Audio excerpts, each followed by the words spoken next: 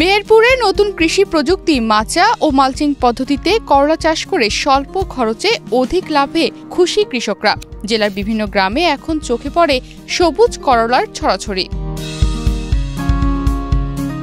কৃষকরা জানাচ্ছেন ১ বিঘা জমিতে করলা চাষে খরচ হয়েছে মাত্র ২০,০০০ টাকা, অথচ সেই জমি থেকে ইতোমধ্যেই প্রায় ১ লাখ টাকার করলা বিক্রি করা সম্ভব হয়েছে। মৌসুম শেষে আরও ৫০ থেকে ৬০,০০০ টাকার করলা বিক্রির আশাও করছেন তারা। ফলে ১ বিঘা জমি থেকে মোটামুটি ২ লাখ টাকা পর্যন্ত আয় করা সম্ভব হচ্ছে।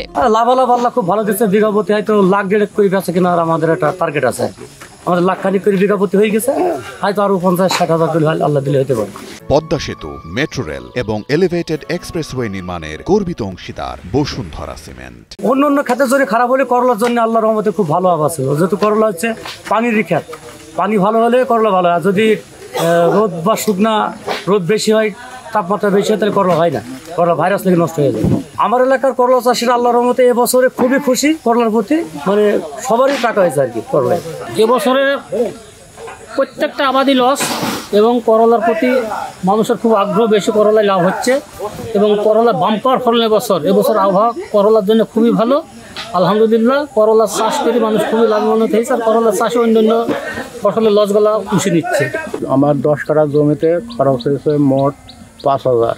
আমি নিজে পরিশ্রম করি, এই জন্য খরচ অল্প হয়েছে। তো ৩০,০০০ টাকা বেচা না করে হয়েছে। এখনও আল্লাহ যদি গাছ বাঁচি রাখে এবং ভালো হয়, তাহলে এখনও ৩০-৪০,০০০ টাকা বেচা কেনা আমার হবে। আনাবার করলার লস হয়েছে, অন্য আবাদে লস হয়েছে, এবছরে করলায় লাভ হয়েছে। অন্য আবাদে কোনো আবাদে লাভ হয়নি, এবছরে করলায় খুব লাভ হচ্ছে। আমার এই জমিটা ১.৫ বিঘা, আমার হচ্ছে ৬০,০০০ টাকা খরচ, মালচিং ফালচিং মুনিশ খরচ দিয়ে সার ফার দিয়ে। আর আমার বেচা কেনা হচ্ছে ১,৮০,০০০ টাকা, এখনও ৫০,০০০ টাকা হবে আপনার আল্লাহ দিলে। আর হচ্ছে করলা আপনার পাবনার পাটে আসে এখানে নিতে। আপনার আমাদের এই ভের আইলে এখানে বাগানে করলা বিক্রি হয়ে যায় আমাদের এখানে থেকে। লাভ ভালো হয়েছে আপনার, প্রচুর লাভ হয়েছে বছরে। চলতি মৌসুমে বৃষ্টিপাত বেশি হওয়ায় করলার ফলন ভালো হয়েছে। কৃষি বিভাগ জানিয়েছে, এবার মেহেরপুর জেলায় প্রায় ৮৯৩ হেক্টর জমিতে বাড়ি করলা ৩, হাইব্রিড টিয়া ও বুলবুলি সহ বিভিন্ন জাতের হাইব্রিড করলার আবাদ হয়েছে। এই নতুন পদ্ধতিতে খরচ অনেক কম, ফলনও ভালো হচ্ছে। আগের চেয়ে এখন বেশি লাভ করতে পারছেন সকলেই।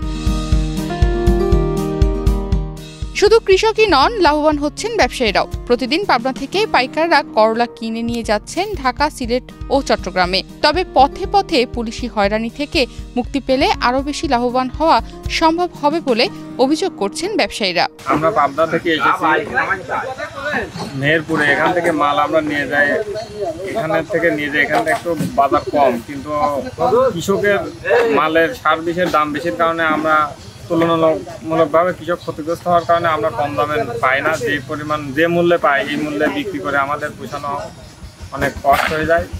আর অনেক ক্যারিং খরচ, রাস্তাঘাটে পুলিশের নির্যাতনের জন্য আমার জাতি লাগলে বিভিন্ন জায়গায় হয়রানি হতে হয়। এই জন্য আমরা ক্ষতিগ্রস্ত হয়ে যাচ্ছি, এতে আমাদের খরচ বেড়ে যাচ্ছে।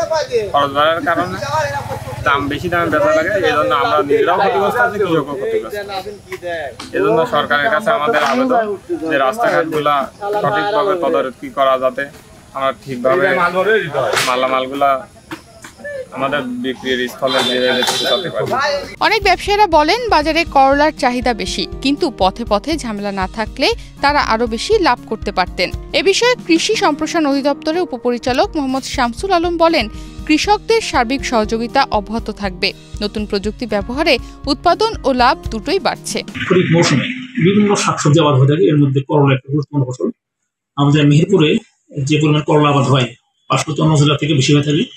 তো এই বছর আমাদের যে করলাগুলো আবাদ হয়েছে, এখন আমাদের ফসল হারভেস্ট হচ্ছে এবং ভালো ফলন পাচ্ছে, দামও ভালো।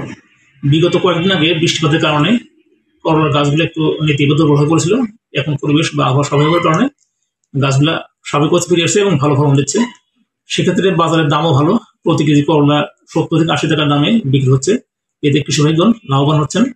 করলা চাষে খুব যে সমস্যা, সেটা বাস্তবে নেই। এতে বেশি রোগ বালাই বা পোকামাকড় আক্রমণ করে না। তো যদি কোনো ক্ষেত্রে সমস্যা দেখা যায়, সেক্ষেত্রে আমাদের উপসহকারী মাঠ কর্মী আছেন, তাদের মাধ্যমে যোগাযোগ করলে আমরা তাদেরকে সঠিক পরামর্শ দিতে পারবো বা দিয়ে থাকি। তো সেক্ষেত্রে আমরা কৃষকদের বলবো, কোনো সমস্যার সম্মুখীন হলে তারা আমাদের সাথে যোগাযোগ করেন, আমরা তাদের সমস্যা বলে সেই হিসেবে তাদেরকে সমাধান দিতে পারবো। সব মিলিয়ে বলা যায় মাচা ও মালচিং পদ্ধতিতে করলার চাষ মেহেরপুরের কৃষকদের জন্য নতুন সম্ভাবনার দ্বার খুলে দিয়েছে। নিউজ ডেস্ক, বাংলাদেশ প্রতিদিন।